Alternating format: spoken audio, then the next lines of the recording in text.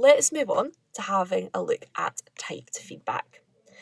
Now, we've had a good sleep. It's now Tuesday, and today my P7s have completed some wonderful book reports on a word processing package, and I want to look at the variety of different ways that I can give them typed feedback. Now, this is going to depend on the word processing package that you're using, so whether that's Pages, Word, or Google Docs.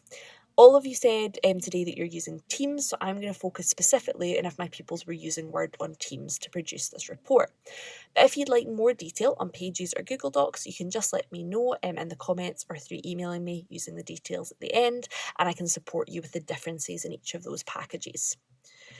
Now, for all of the demos today, I am using my iPad, and this is the one part where I would say it's sometimes simpler to navigate using a desktop or a laptop, especially when you're given typed feedback on Teams. But I'm going to show you from an iPad point of view how this looks, and if you think it is easier to use a desktop or laptop, you can obviously feel free. It's still giving written feedback or typed feedback, it's just in a slightly different format or slightly different buttons that you need to press for it. So let's get started. Okay, so if I go into Teams and I find my P7 book report assignment, which you can see at the top here, and I click into it, I can see 2 pupils have not handed it in yet, but if I go to the return section, Callum Barr has handed his in. So if I tap into this, it's going to open up my preview of my Microsoft Word document. Now, again, just like the one before, I find this quite difficult even if I do hide the pane by tapping that bottom bit on the right hand side.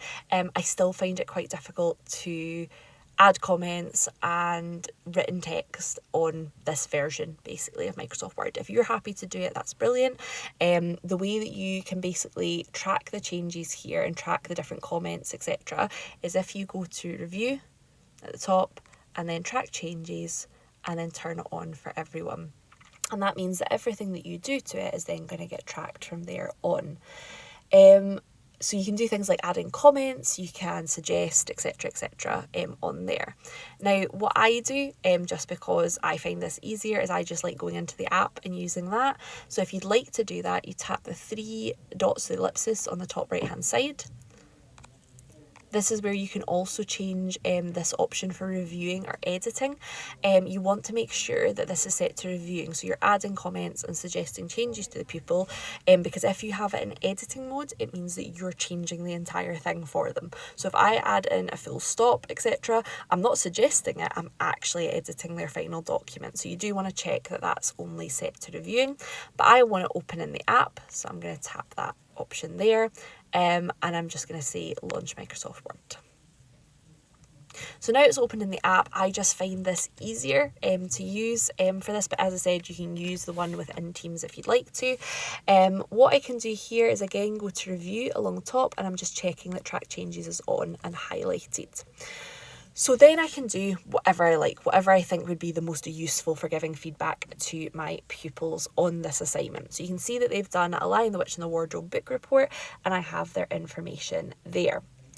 Now I can do lots of different things to this. I can add lots of different things here. The first thing I might want to do is I might want to highlight something. So let's say that I think that I quite like this last sentence where they've talked about overall. If I select that and then tap the highlighter at the top, I could highlight that in yellow, and they'll be able to see that, and you can see there that I've tracked the changes, so they can see that I've highlighted that for them. It might be that I have colour coding, so maybe I have a colour coded system where I might highlight things in yellow that I think are really, really good. I might highlight things in blue or green that might need to be changed. It's completely up to you, and if you communicate that with your class, that's highlighting is a really, really nice, simple way of doing really, really quick feedback like that. The other thing I can do is I can draw. So again, I can tap the drawing one and I can draw with touch or not here. And what I can do is select, again, any of the different pens that I want to use. Select the colour by double tapping them. And it means I can draw over the top. So maybe I want to add in some extra things here. So for example, this is a mistake. So I maybe want to highlight that and say spelling or use a code that I want to do there. So that's another way you can add in. You can use those pen options along the top under draw in the app. Other things I might want to do is I might want to add some comments. So maybe I want to go to this part here and I might say that although I like this bit, maybe it's not perfect for a book report. So maybe I will highlight that section and then I'll tap the comment button, and then you can see my name pops up on the right hand side. So I can say here, I'm glad you liked this part. This part, maybe give a bit more detail about why. And then tap the little send button beside it. And this means that when the pupil opens it, they can actually reply to my comment. So they could fix it and then reply to me to say, or they could ask a question. It's a really nice way to be able to kind of chat back and forward about this. So maybe I think this should be a new sentence. So I might think, right, we'll delete this, put a full stop here, and then put a capital here. So you can see here that I'm making suggestions for this. The pupil would then have to accept those suggestions, and I think this is a good way of doing it rather than just editing the document for them. So basically when you've got that track changes on and the suggestion kind of mode on, because remember they are selected reviewing before, it means that I can basically add sentences to this and it will come up underlined in red, and that means that I'm not doing the editing for them, I'm just adding suggestions for it too. Something else that you can do too when you're adding comments is you can actually add in those comments using your voice. So if I tap comment again, what I can do is using my keyboard, my Apple keyboard, what I can do is I can tap the button on the bottom left hand side that's a little microphone icon. So if I tap that,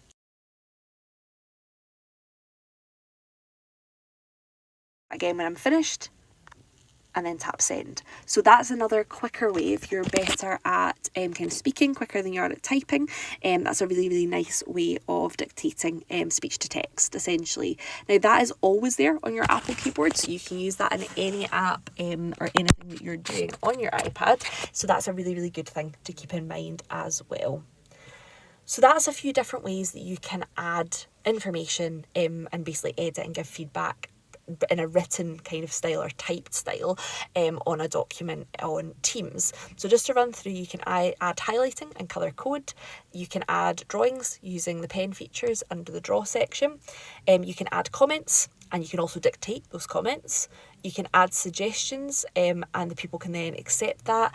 The issue I do find with adding suggestions is a lot of people just accept them right away and they don't actually read them, so that's something to maybe watch out for. And then you can also add an overall comment at the side, which I'm just going to come back to in a little second. So if I'm finished with this, I'm going to tap back. I'm going to go back into Teams. And then again, this should reload. And here you go. You can see all of my feedback that I was going to give to that pupil. And what I'm now going to do is I'm going to open that pane at the side and I'm going to give them some final overall feedback. So the great thing on Teams is that you can give overall feedback on this right hand side here.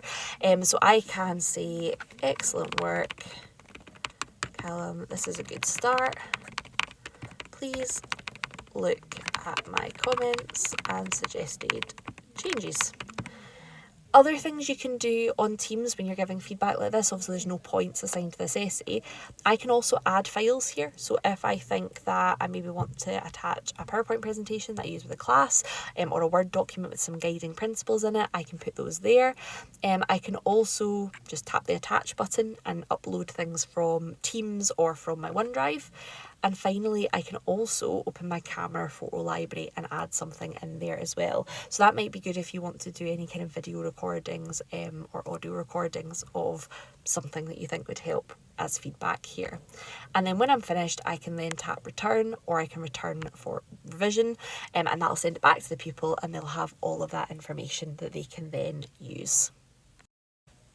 Now, another way to give typed feedback is to use a comment bank and to also maybe use split screen, which we'll come back to in a second. So a comment bank is a pre-written list of essay feedback comments that you can use to quickly leave feedback on student essays or any student work.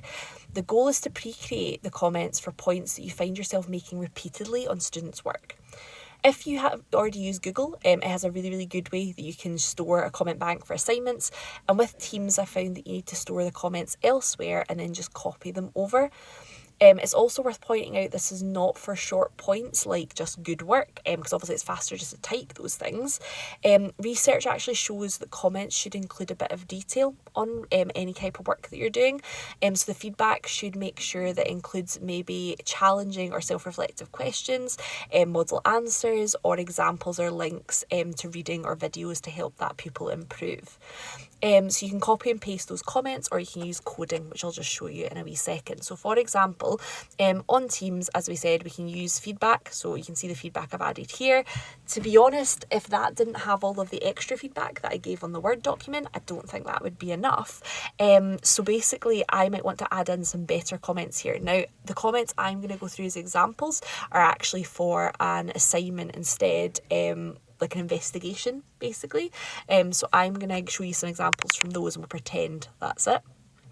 So here's a comment bank that I've made for biology investigations in notes. This is just in notes on my iPad. And you can see here I've got 3 points that I was making all the time to my pupils. So if we look at the first one, when pupils are writing an investigation, they need to make sure they have the correct independent variable in their aim. So the comment that I'll make to them a lot is, you've not put the correct independent variable. Now that comment by itself, if the pupil knew how to put the correct independent variable, they would have done it in the first place. So my comment really needs to be a bit more detailed than that. So what I've done here is I've said that, but then I've said, remember, the independent variable is the variable that's changed in an experiment. So for example, if there was an enzyme experiment investigating catalase concentration on enzyme activity, catalase concentration is the independent. So that's nice because it's giving them an actual example of how that works. So I've told them what an independent variable is because they obviously don't quite understand. And I've given them an example of an experiment that's not the one they're doing, but shows them how it's used in practice. I've then given them another list of examples. So I've said examples of independent variables can include the concentration or volume of specific liquids, mass of solids, type of living things, etc., etc. So that's really good at giving them some model answers. I've then given them a video clip for more information on independent variables. So I've given them a link there and that'll take them right to the exact time of the video that they need. So it's 1 minute 17 in. And then I've given them an action for after they've watched that video. So I've then said, then revise the independent variable you've listed in your experimental aim. Now, if I was reading through a pupil's example, okay, and I want to have these comments there, I might use split screen. So to use split screen on your iPad, you're going to look at the top middle of your screen and there should be 3 dots. If you tap that, your screen will look like this, and you want to tap split view. And then you want to choose the other app that you want to open. So for me, I'm going to open Teams.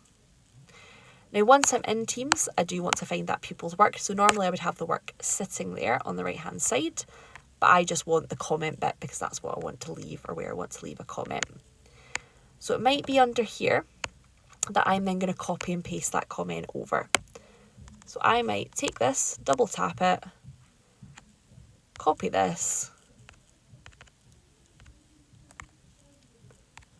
and then just put it in here and paste. So that's giving them a comment. Now, it might be that that looks quite long, and if I'm giving them multiple comments, that might be a little bit much and it might scare them away if I do that. So another way that you can do this is you can use coding. So you can see here that I've labelled them as A, B, C, my different comments. What I could do is say, look at feedback, or to work on, maybe, work on points A, C, and E. If I just write that, then in my next lesson, if I then give them this, either by airdropping it to them or putting it on the board or displaying it in some way, the pupils can then look at A and say, right, I've obviously not listed my correct independent variable, and then go from there. So it's another way of kind of coding it, and that stops you having to copy and paste over all of those comments. So you just write the coded numbers corresponding to each comment and then just project or share the list with pupils instead. So again, it's nice to have those comments already written. That would take you a long time if you were doing that. For every individual pupil, it's a slightly different comment. So it's just another way that you could do it. You don't have to put it in the overall feedback on Teams. It could be that that is when you're commenting as you're going through the report. You might just put a comment that says, look at point A on the feedback or look at point C on the feedback. And then you have those generic comments there that then give the pupils a model answer, something to go and watch or something to go and read, and then an action that they then have to do with it, which in this case is revise the independent variable that they've done before. So I think using comment banks is something that has really, really helped me to speed up things and save me a lot of time on my workload. So it's something definitely to look into if you've not used them before.